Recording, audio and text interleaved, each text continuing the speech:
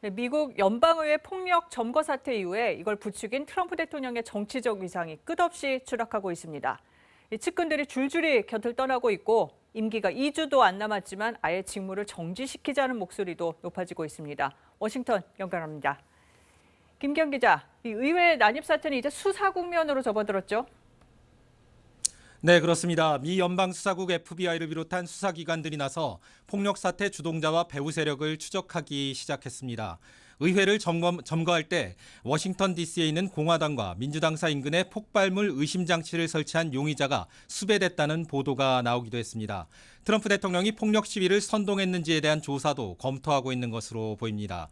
워싱턴 DC 검찰 당국은 모든 행위자는 물론 역할을 한 인물을 수사와 기소 대상이라고 말했는데 원론적 입장이지만 트럼프 대통령을 수사 대상에서 배제하지 않고 있다는 뜻으로 풀이됩니다.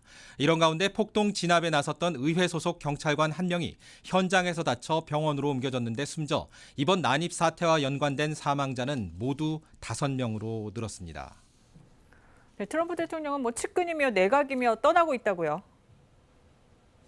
네, 임기가 불과 열흘 남짓 남았는데 트럼프 대통령 측근들이 서둘러 짐을 싸고 있습니다. 현 정부 출범부터 북한 핵을 비롯한 안보 현안을 실무적으로 챙겼던 포틴저 백악관 국가안보 부보좌관을 비롯해 10여 명에 이릅니다.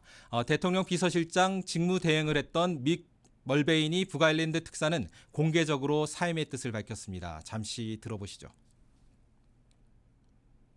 I called Mike Pompeo last night, left him a note, told him that I'd be resigning from that. I can't do it. I can't stay. That's the real deal. You wouldn't switch. 내각 사태도 잇따르고 있습니다. 현재까지 베시 디보스 교육부 장관과 일레인 차오 교통부 장관까지 2명입니다.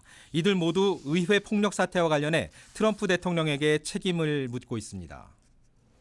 네, 이 책임과 관련해서 직무정지 얘기가 나오는 거죠. 네, 미국 민주당을 중심으로 수정헌법 제25조를 적용해야 한다는 주장이 거세지고 있습니다. 수정헌법 제25조는 대통령 해임과 함께 부통령이 직무를 대행하는 절차를 담고 있습니다.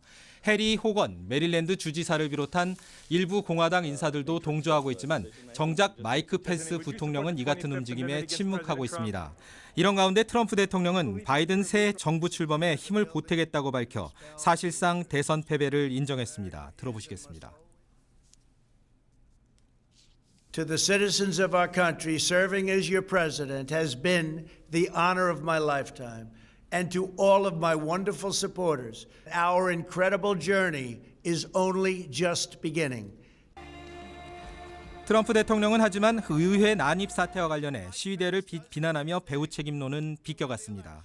지금까지 워싱턴에서 전해드렸습니다.